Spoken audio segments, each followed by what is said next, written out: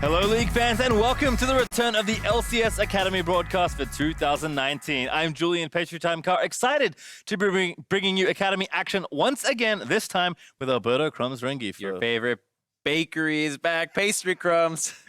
Well, with the return of the Friday broadcast, there are a few format changes, so let me treat you to a quick recap. Team broadcaster games will still take place on Thursday, with Riot covering the 5 games played on Friday. In addition to those games, there'll also be an Academy showcase game on Sundays, which takes place after LCS cooldown, which will have the Academy players playing on the LCS stage. And that's a great opportunity for these teams to get a feel for what it's like to play at the LCS level. And if they do well enough, they just might get subbed in and out, just how we see teams like Cloud9 do.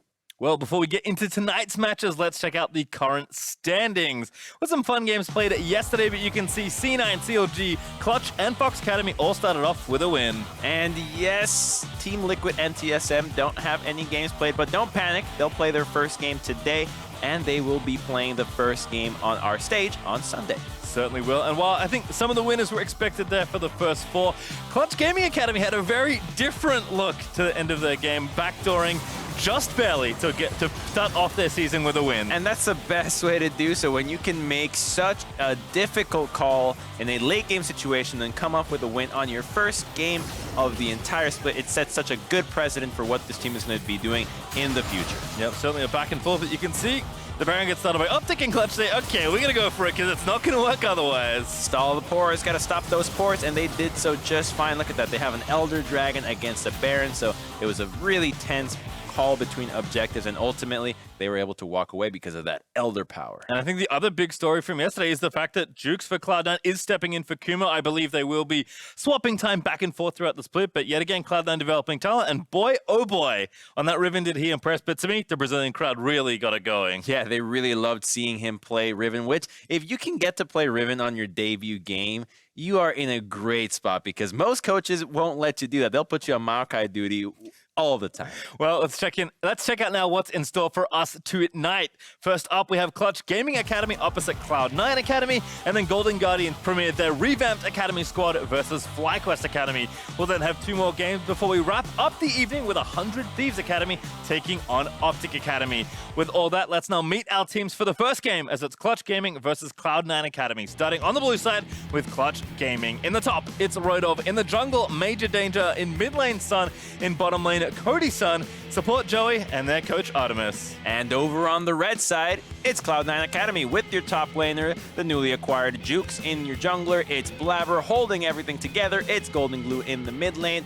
Bot is Keith, his support is Diamond, and coached by Westrise, the OG Akali. And now Cloud9 Academy come into this split after losing their title in the finals, and this time they're ready to prove that this league is their kingdom. And it definitely has been. They are really great at improving talent and moving it up into the LCS, or training them really well. Jukes has just come in, had a great game 1, and I really look forward to what Cloud9 has in store this split, because we haven't seen somebody import players from Brazil into Academy before. Yeah, again, Cloud9, you can kind of look through their last few years and just see how well they've done moving talent up into the LCS. Clutch Gaming, though, start with a former LCS player of their own, as Cody Sun will start today with the expectations that he'll be Iron Manning through this whole week. And if you don't know what Iron Manning means, this man is going to be playing all Academy games and all LCS games this week. So he's using Academy as a training ground and as a proving ground for his LCS Premier number 2.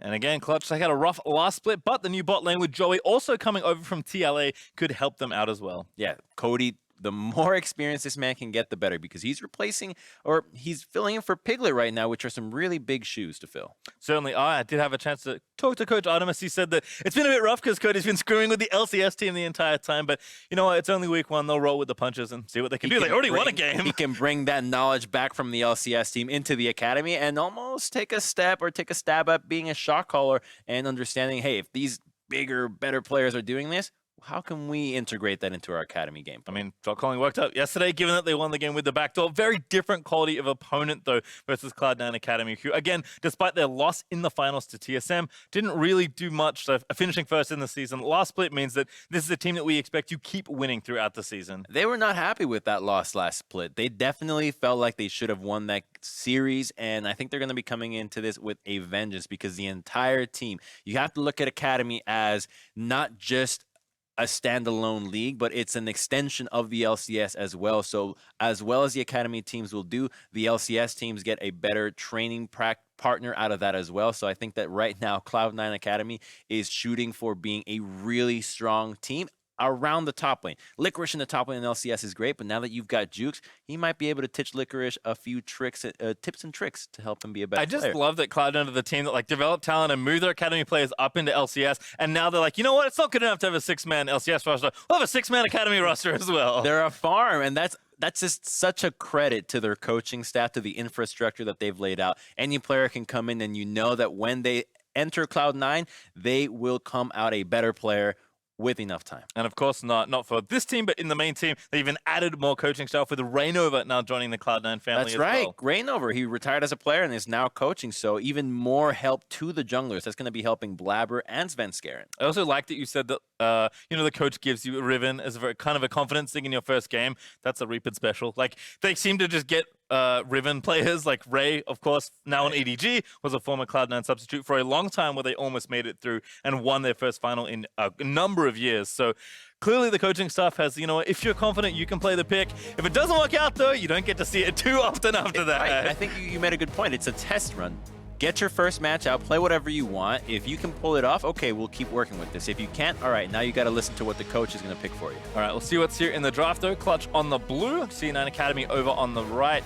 There's Yuumi going to be the first ban here away from Diamond and Aurelia to start things off for C9A. Yuumi we did see a few times yesterday, but at least the games that I watched did not win. It's just not something you want to first pick at the moment. That's why you get rid of it on blue side. It makes a lot more sense to pick it on the red when you can immediately combine it with something. You have a counter pick as well. It lets you have so much more flexibility with a champion that's so reliant on the synergies with everybody else on your team. Well, also, Aatrox will be taken away. I know that we cast a lot of the collegiate series, at least in the championship, and oh boy, was the Aatrox priority high in that top 8. And I think that you can take notes from collegiate and apply them to academy, to LCS, because collegiate played in patches before all these leagues, so they actually had a lot more time to play around with these picks. We're not going to see it today, unfortunately, but the first pick will be Sylas, which is what is common pretty much everywhere. You gotta take the Sylas, you can't let it go through. And that means Akali gonna go over to Cloud9 Academy after Jace, Sona, and Ryze round out the bans there for phase 1. And very fast here, Keith gonna go for Kalista this go round.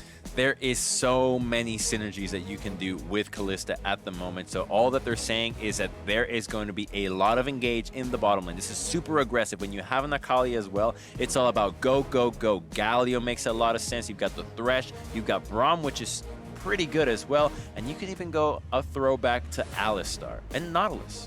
Oh, that's true. Nautilus actually we've seen quite a lot of. Speaking of, going to be hovered here by Cloud9 as Xayah Rakan was picked up pretty quickly there by Clutch. And look at you, Prophet Crumbs back in business here in the summer. Nice. There's the Nautilus. A beat, but on the red side blue side for Clutch Gaming, Xayah Rakan is considered the strongest dual lane at the moment. The AD carry and support combination is so deadly that seeing it go over is typically a sign of they acknowledge that they have a plan against Xayah Rakan, because it's just so darn popular right now. So I think that they must have practiced Kalista Nautilus into it, which makes a lot of sense. The Nautilus will ulti Xayah, she ultis right away, but you can always follow up with a Fate's Call to make sure that she stays locked down. Yeah, the biggest thing has always been just applying enough CC to kill the Xayah or the Rakan, because they are quite squishy if you can get on top of them. Fans though are continuing. Nico and Yasuo gonna get some attention here in phase 2. The Yasuo makes some sense because you have so many knockups. The Nautilus, the Kalista already, it's too much to deal with. And when you're kind of squishy that you have Xayah, Rakan, and Sylas, that, Sylas is great, but if you CC him, he will get one shot right away. So I like the Yasuo ban. It's something we're starting to see. And even the Riven, making sure that Jukes does not get what he played yesterday. A lot of attention there for Jukes, who of course could take the Akali. I imagine they'll flex it between both him and Golden Glue. Kennen, though, the last ban there for Cloud9 on their side, leaves Rek'Sai as the first pick for phase 2. I'm a huge Rek'Sai fan. I'm a Rek'Sai one-trick. I love when people play this champion. I'm always very curious to see what runes they go for. Typically it's Conqueror, but a lot of times if the early game is what the team is going to be focusing on, Hail of Blades does a lot of work for this champion. And when you're up against a Jarvan, it's a great matchup. You can always cancel his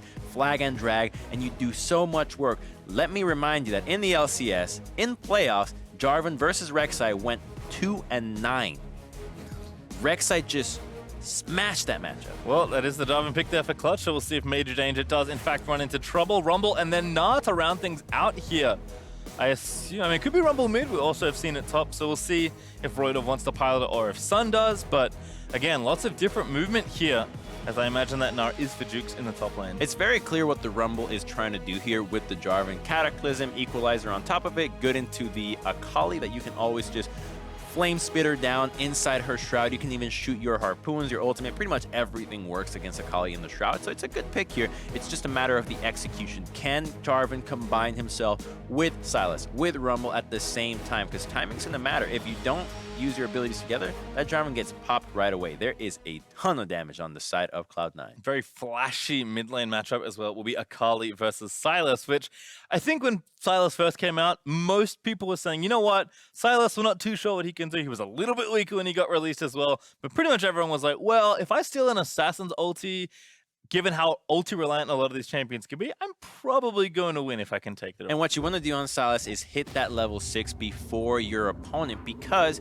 they don't need to be level 6 for you to steal their ultimate. First of all, I think that's very rude. It's rude. That's one way to put it. It's bonkers. That's what it is. So Sylas can hit level 6, steal Akali's ultimate, and then go for a tower dive on the minion wave. So that's the timing that you really want to look out for these assassins. When you're playing the assassin versus assassin matchup, which I'm just going to call Sylas an assassin. He kind of plays the same way.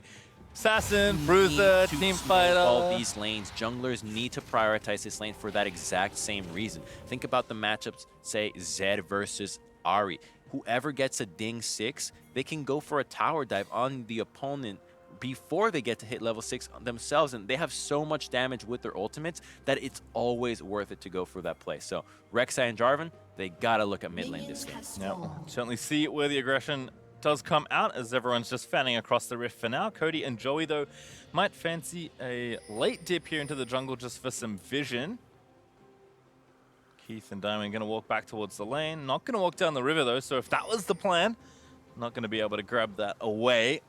And you mentioned Conqueror there for Rek'Sai as being a possibility, but that's actually Electrocute for Blabber right now. And the reason you want to run Conqueror in the jungle is because if the opposing jungler has Conqueror, you can't 1v1 them. That's pretty much it. You're not going to be able to win that matchup. So Jarvan with Electrocute, he's looking at building full damage and going crazy early game. Look at him. He's already looking for that level 2 gank, but with a ward in this river brush, he gets spotted out, and Diamond and Keith back off. Yep. Looks like pings onto the blue buff for a steal instead. Read very easily there by Cloud, and actually have 2 wards there in the river area, so Major Danger will be spotted, but not deterred. Goes straight for the blue anyway as Blabber started his red. Is now off towards the Krugs. Blabber, though, not wanting to fall behind on camps, is going to run straight down to that blue, which Clutch themselves have warded out. So lots of information here as Joey also going to roam up to help his jungler, because Keith and Diamond actually fancy trying to contest here, but now that Major Danger's got the blue, no real point for them to stay sticking around. Yeah, the map has been split. We got ourselves a classic vertical jungling,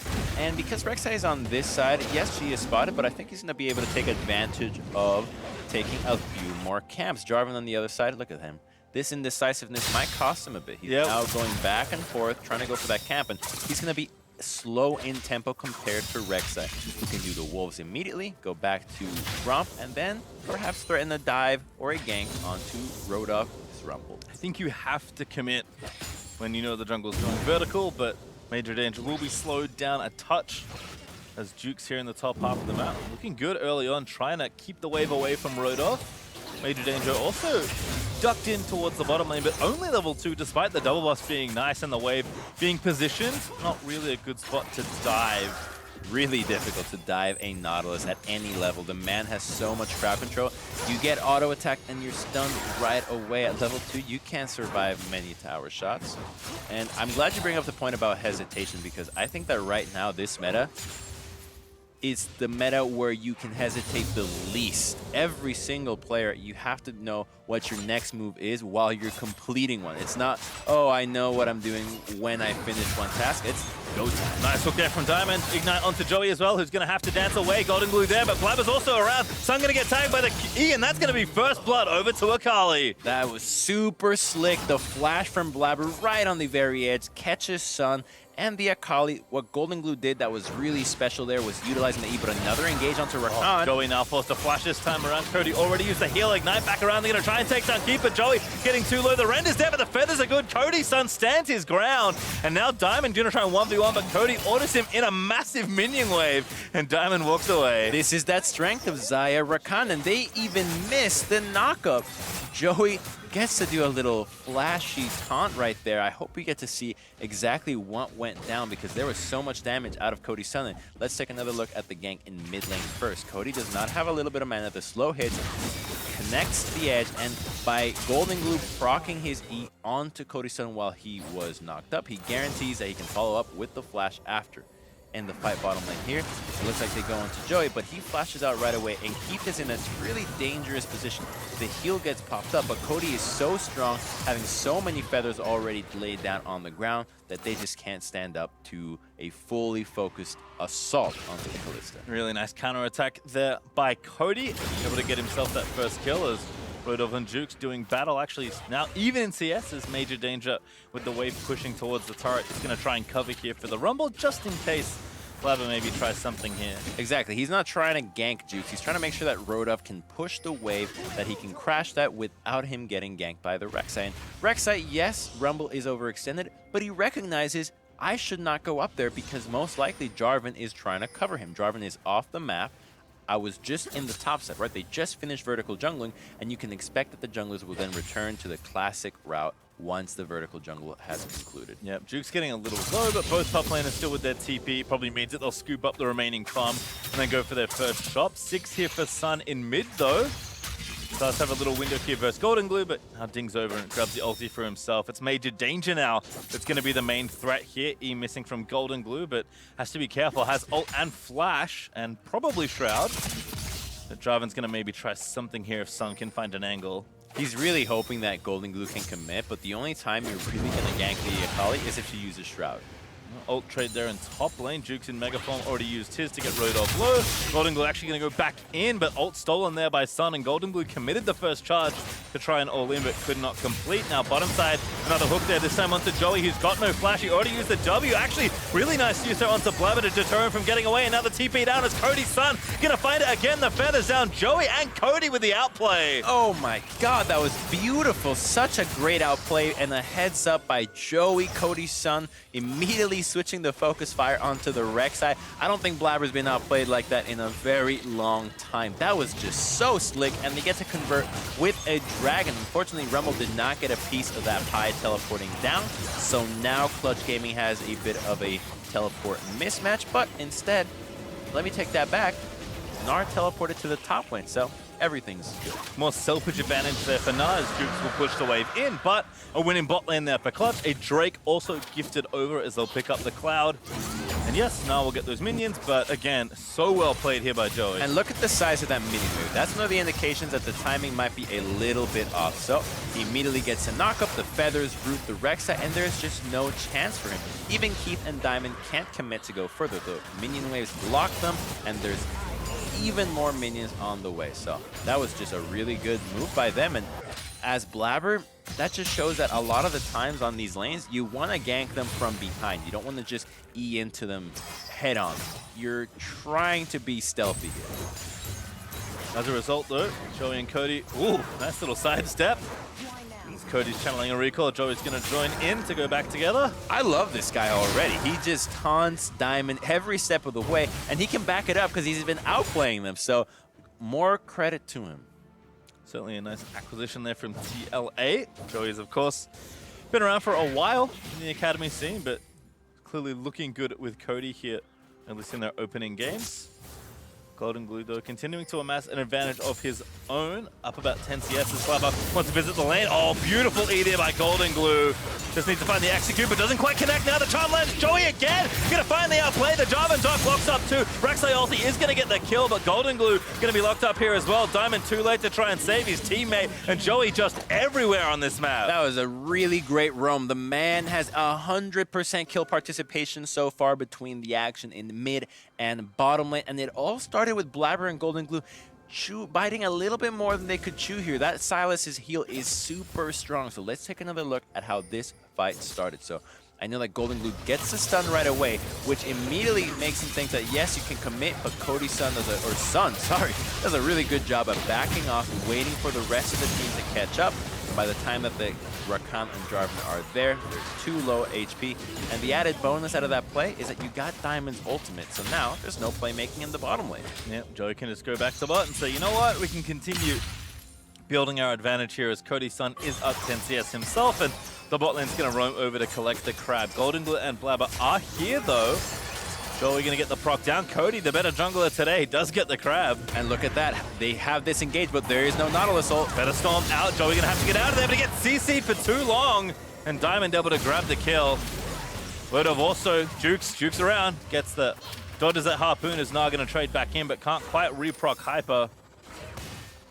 He's got his ultimate around, and Jarvan is in the area. He doesn't commit because he knows that 4 of his own teammates just made a play bottom lane. If he were to go aggressive here, he most likely would find Jarvan, and he's not mistaken. So really good by Juice to make sure that he doesn't overextend. Sun though, going to hijack the ulti once more. See another flashy play. Kingslayer pop, Golden Glue going back in, but losing the trade so far. Shroud popped though by the Akali to get the wave pushing back in.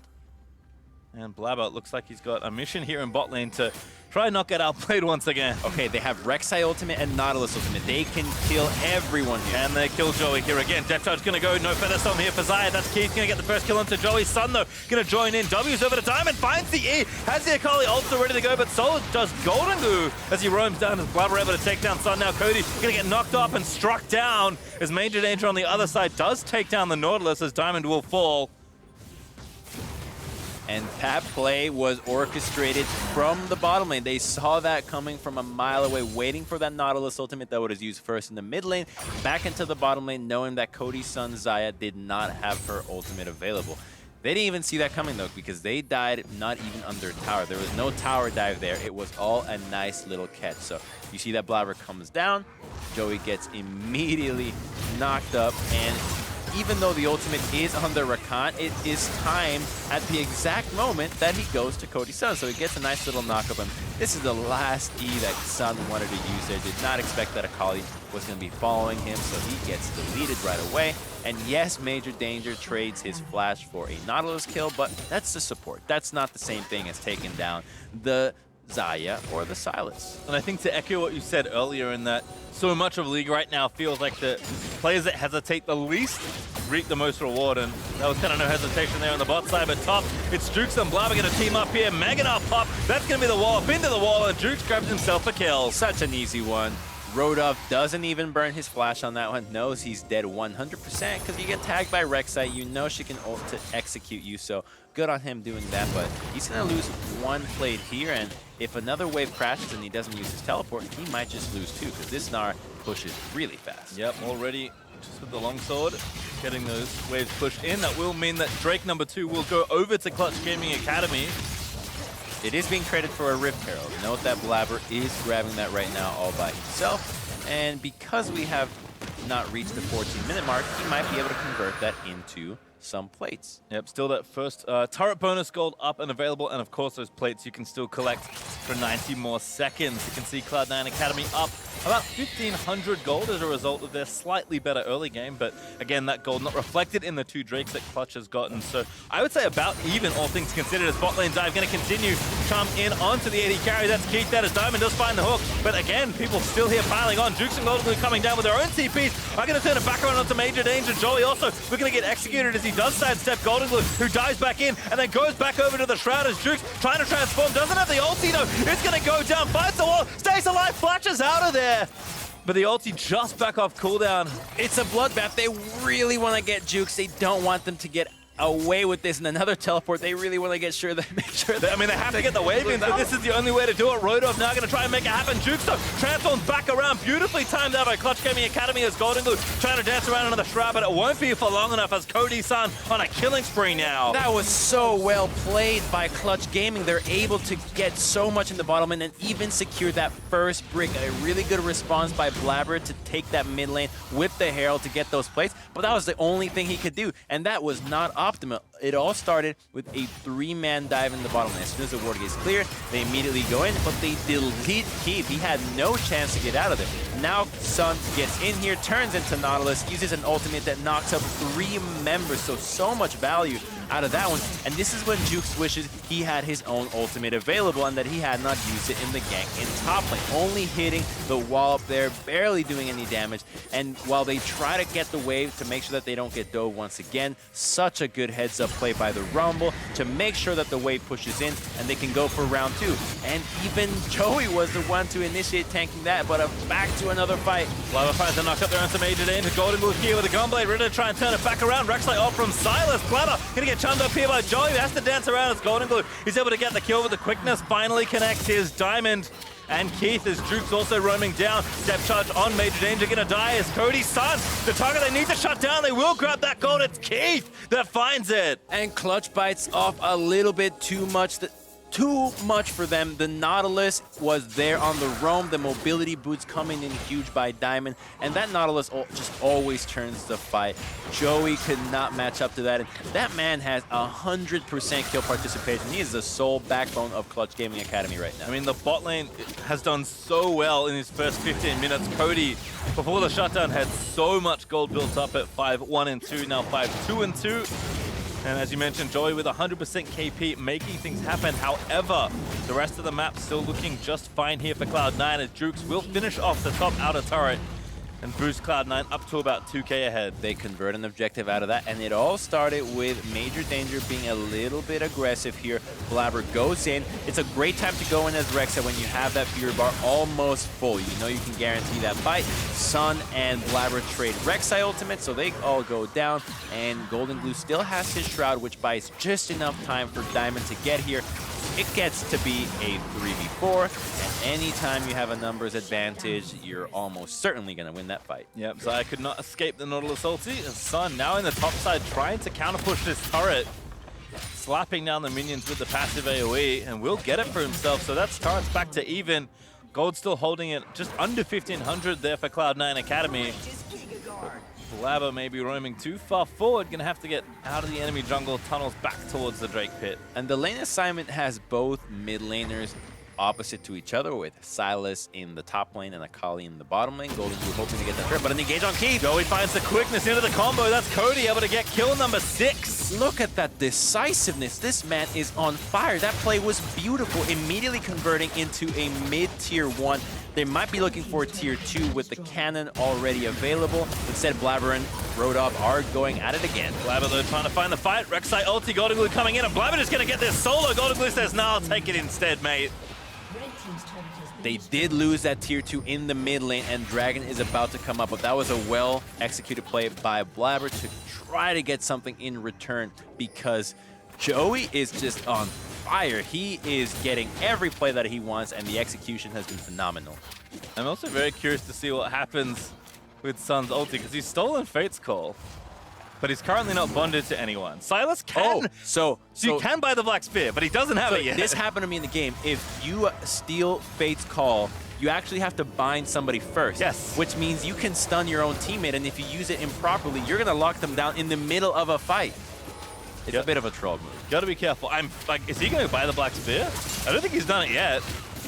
Maybe we can't see it. Well, you know what? We'll find out, Crumb. But, I think it would be cool because you can bind it to maybe the Jarvan, the Rumble, or even the Xayah to keep them alive, and then just keep reusing, keep re-stealing Fate's Call, and I don't think you would have to rebind every single time. No, you can. I think you can only bind once whenever you buy the Black Spear. You know what? I've never had this come up. I bought the Black Spear many times on Silas, but I've never been able to steal the Kalista ulti. I mean, that's credit to the champion developing team that they can come up with new ideas that just keep changing the game so drastically that we just don't know until we see. Is this the best feeling when you come out at level 1 buying your items and your teammates are just pinging the Black Spear wondering what's going on? I just hope they don't use it in the middle of a fight. All right, Golden Glue gonna take down this button. Oh, he's using it now. He's using it now. Or he just used it. Who did he stab? I think he just ran. Oh, he might have ran out. Yeah, only up for a minute, so we'll see what happens. I'm very curious to find out, but we'll have to wait until Sun steals the ulti once again. For now, though, Golden Glue able to get that turret, so Cloud9 continuing to hold their gold lead. But that gold lead will explode very soon for either one of these teams. With a mountain on each side, both of them can go and threaten Baron. So it's all about fighting in the top lane, securing that vision, and maybe trying to sneak in a dragon and take a Baron, or it's all about just making sure that you have full control of this area. And if you look at the wards, Clutch Gaming Academy has it on lock. 2 control wards in the red side jungle, and the Baron is clear for them. Ward's going to get cleared out. As you mentioned, Baron's certainly the big target right now. Clutch Gaming still up in structures thanks to the push in mid from the earlier action. And in general, we've played about 20 minutes and traded objectives the whole game long. Game is very close despite Cloud9 being ahead on the scoreboard. Feels like it is going to be one of those big fights to break it open. It absolutely will be the rumble. Oh, look at him. What is he doing? Who got stabbed? Oh, wait a minute. Jarvan. That's at level 1. Oh, he did do it at level 1. So he knew the whole time. Wow. All right, so he's... Thank you, observers. Now we know. All right, so the Jarvan, which I think makes sense, the more aggressive pick, can go in, go out, and then go in again. The bounce house. That is the bounce house. Right. You combo in, Cataclysm, Fates call him, then he gets his cooldowns back up again. Diamond looking for the engage, catches Cody, Feather Storm, but goes the wrong way. Death Touch Drug going to be popped onto Golden Glue. Most stun at the Kali ult instead. There's Fates call onto the Nautilus.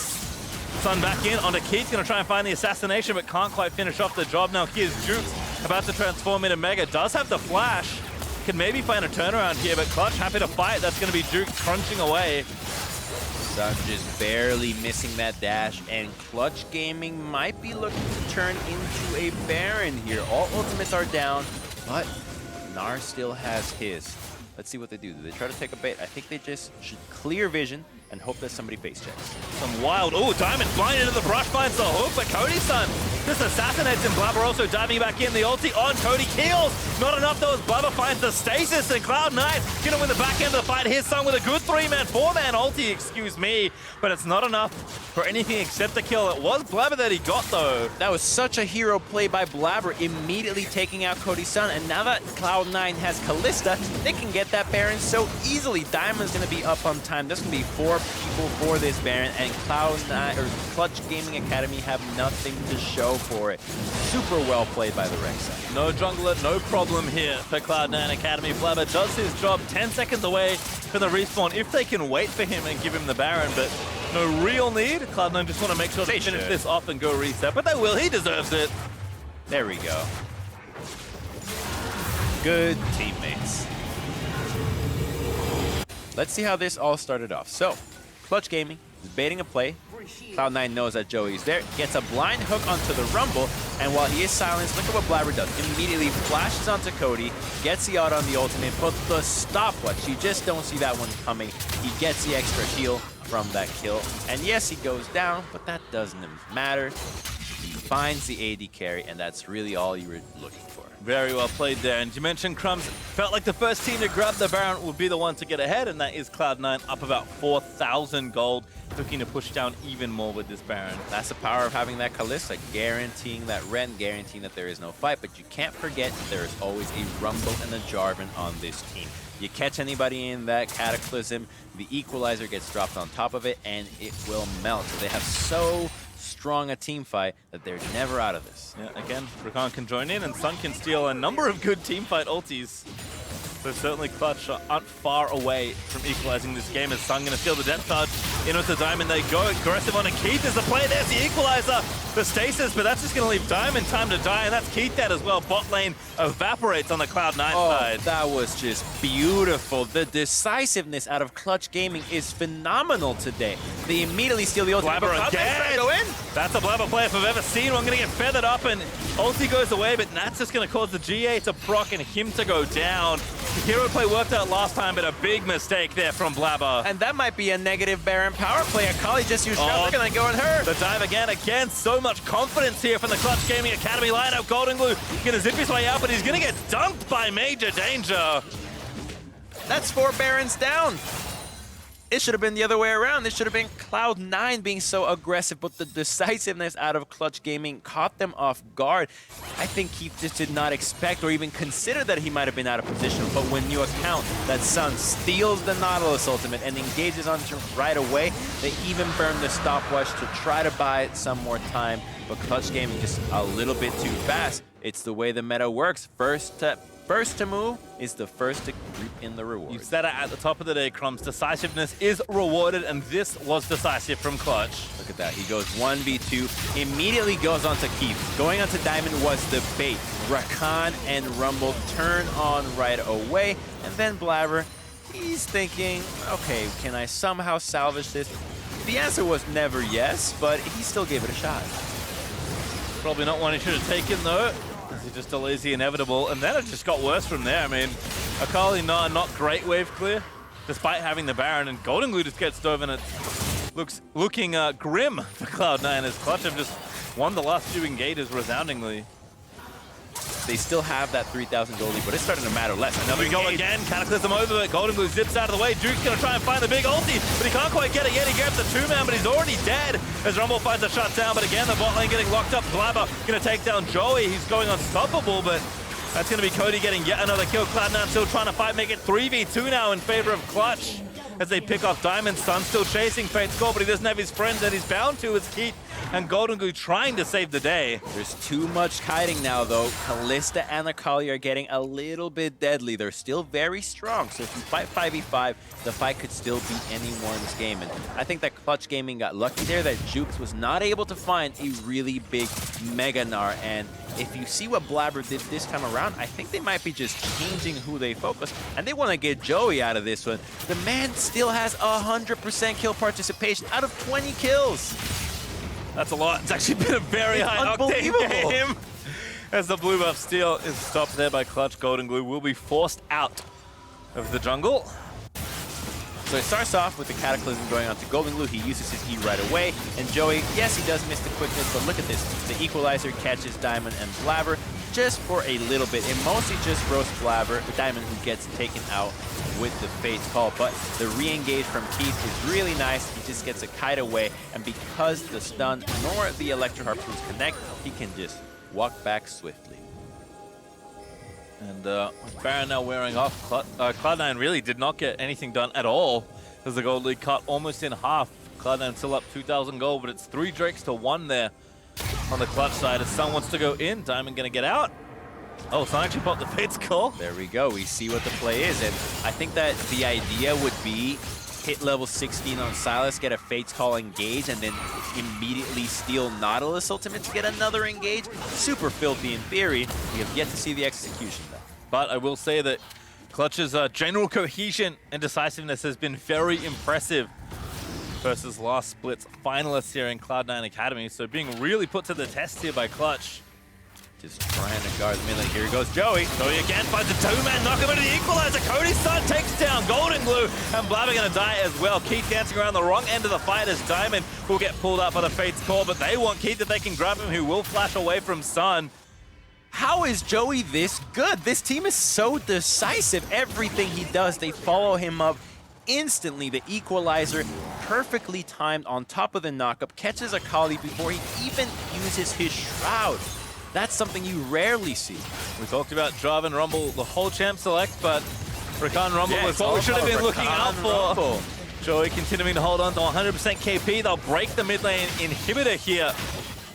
Not even needing Baron, so he puts the finishing touch on the structure. Diamond over, but Sun just goes straight onto him, and that might be another kill here. Jukes and Keith ready to fight it out, but they'll escort Sun out safely.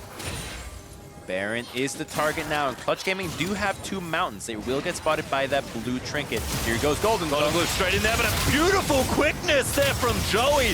Shuts that down. Keith gonna fall as well as Major Danger smites him after getting out of the Fate's Call. And the fancy Zanyas, and even the taunt out of Sun. It looks like they're going for the jugular now. They're not going for Baron. They're gonna end it. Diamond gonna be dead. Death Touch Pop actually gonna turn it back around and take down Sun. Rodov, though, gonna get slammed into the wall as Major Danger looking to chase it down. It's Joey once again gonna find that next kill, but the good stun is only gonna delay the few precious seconds he had left. There's 25 seconds out of Keith. I think Clutch Gaming have done it. They're gonna start 2-0. Who needs Baron? They're gonna sweep the week here. They'll take down the finalists here in Cloud9 Academy.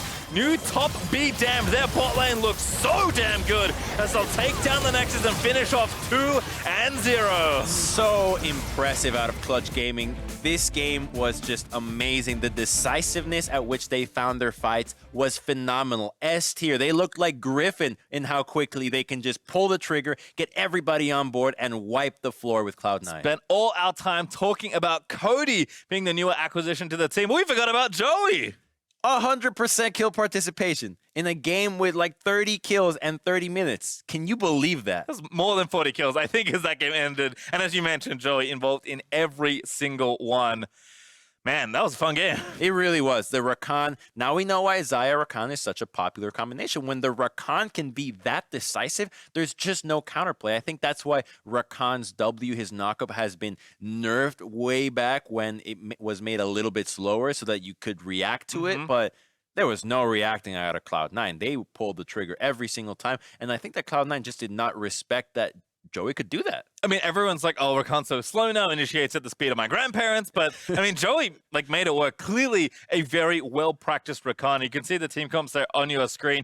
Cloud9 had tools to try and take down the carries. We saw Blabber make a great play on the Rek'Sai to assassinate that Xayah. Like, they had an Akali. There's plenty of dive-in assassins to try and get the job done, but not enough to get you over the top. We'll take a look at some of the highlights here from the game. First things first, Blabber started things off right in the mid lane.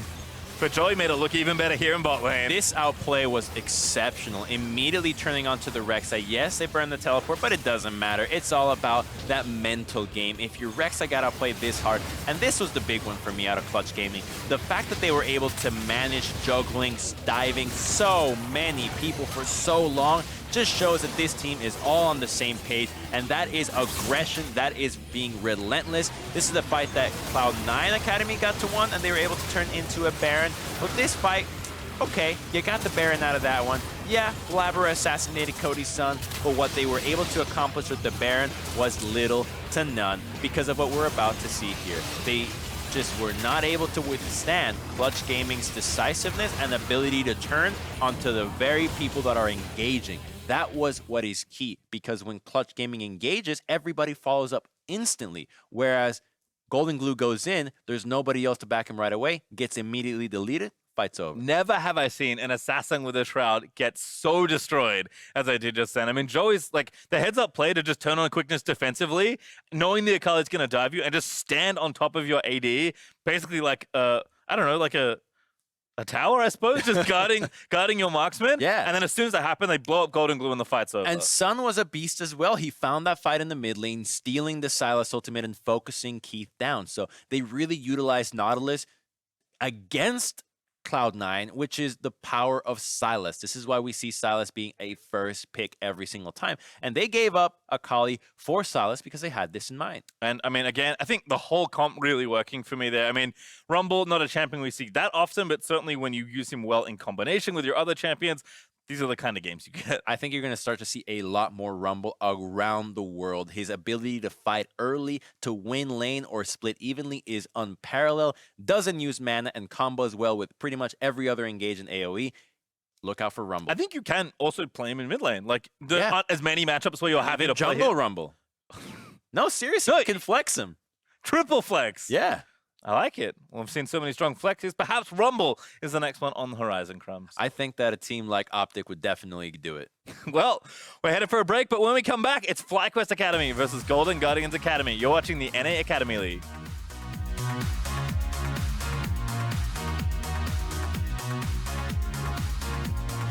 Nice hook there from Diamond. Ignite onto Joey as well, who's going to have to dance away. Golden Glue there, but Blabber's also around. Sun going to get tagged by the E, and that's going to be first blood over to Akali. Joey again, going to finally outplay. The Jarvan Doc locks up too. Rek'Sai ulti is going to get the kill, but Golden Glue going to be locked up here as well. Diamond too late to try and save his teammate. Blabber also diving back in. The ulti on Cody kills. Not enough though as Blabber finds the stasis, and Cloud9 going to win the back end of the fight. Here's Sun with a good 3-man, 4-man ulti. Will get spotted by that blue trinket. Here goes Golden Glue. Golden Glue straight in there, but a beautiful quickness there from Joey.